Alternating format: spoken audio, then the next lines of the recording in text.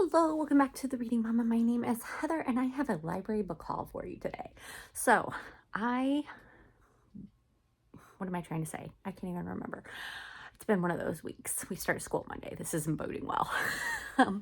We are getting ready for August and there is a readathon called Keep Me in Suspense by Jeanette at I don't know what Jeanette's thing is. I'll put it up here. I'm telling you, not firing on all the brain cells here. So whatever. See, yeah, I can't even do euphemisms or whatever they're called. Metaphors. Anyways, let's try again. Keep Me in Suspense is coming up in August. Jane at Jeanette Reads, something like that, is hosting it. Probably with other people. I don't know. And basically, she did a video and I opened up my library app and put a whole bunch of books on hold. So I have a whole stack of books here I know nothing about. We'll do a first sentence for each one and I'll try to give you a little snippet, but I kind of like going in blind. So, you know, it is what it is. So these are all suspense books, I think. I don't know. I kind of just went crazy at my library and put a whole bunch of books on hold. So first up, I have When the Smoke Clears, a Lynette Eason novel. I've never read Lynette Eason. I know Jane and Alma both recommended this author. And it has something to do with smoke jumpers. Let's see here. Should we read the prologue or should we go to chapter 1? Let's go to chapter 1. Chapter 1, first sentence. He suspected what was in the envelope. Well, not sure. It's 10 years later from after the prologue. Who knows? Don't know what's going on. I know it's about a girl smoke jumper, a woman smoke jumper. And I think smoke jumpers are the people who help put out the wildfires, which feels timely given all that's going on in Canada right now. So hopefully I'll get to that one. Then I have Cold Light of Day, Missing in Alaska. It's book 1 in a series by Elizabeth Goddard. I don't know anything, never read this author before, but I do like books set in Alaska. Like it's kind of a thing now. Apparently other people do too. No clue what this is about. No clue. Let's see here. Police Chief Autumn Long is fighting to keep her job in the quiet Alaska town of Shadow Gap when an unexpected string of criminal activity leaves her with a wounded officer, unexplained murders, and an attack on her own father. Oh, again, we've got a prologue.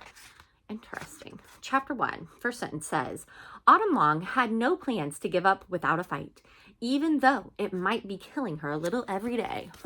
So interesting. Then I have Siri Mitchell, and I did read a Siri Mitchell book earlier this year. So this is called Everywhere to Hide. Her first book that I read was like Enemy of the State or Enemy of something. I don't know. It's in another video. And I liked it. I liked the story. I liked all of it. I really hated the woman's husband. I don't think I was supposed to either, but I did.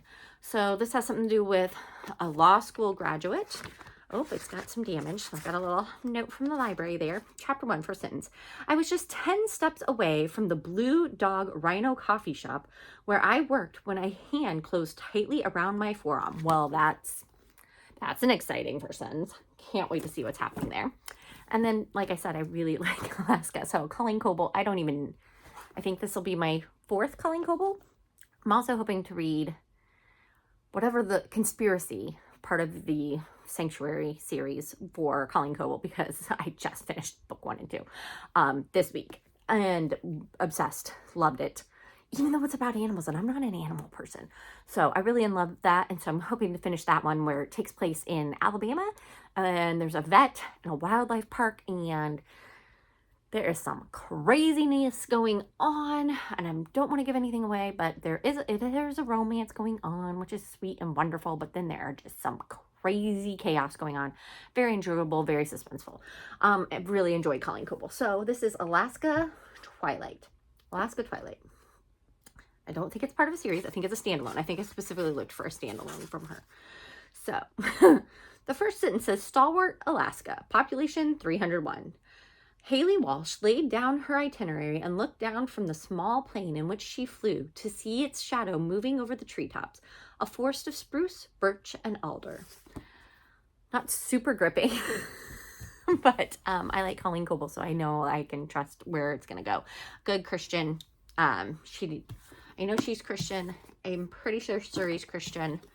I'm pretty sure Elizabeth Goddard is Christian. These are all Revell, so I'm guessing these are all Christian authors so far. And I have another Colleen Coble standalone. This is Fragile Designs. Don't know anything. Let's see what this first sentence says. Oh, we got a prologue. We're on an island. And then 9 months later.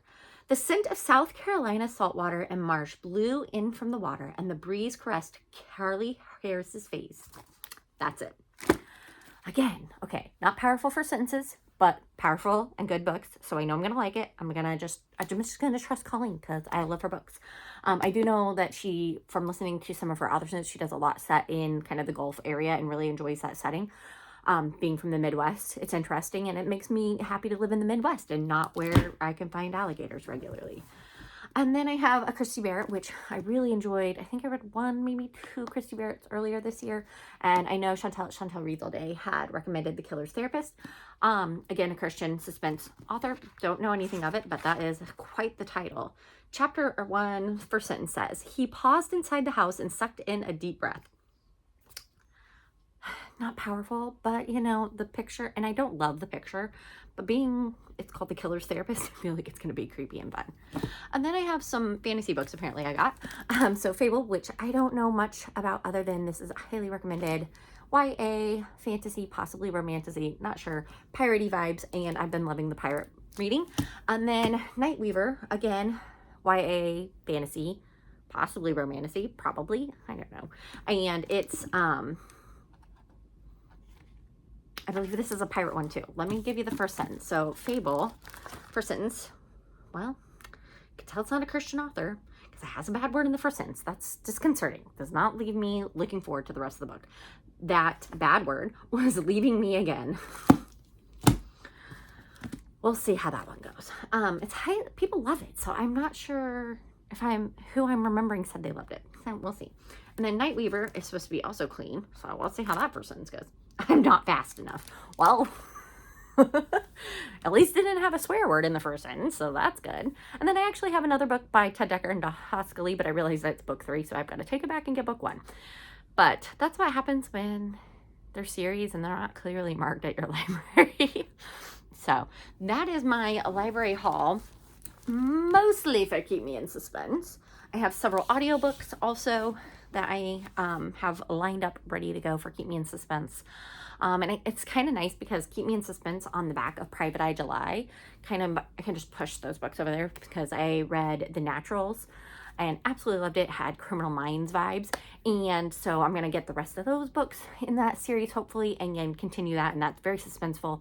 But some of my Private Eye July books can just piggyback back into Keep Me in Suspense because Private Eyes often have suspense. So that's what's going on. Let me know, what are you getting from the library this year or this month? Yeah, and pray for me because apparently my brain has lost all brain cells.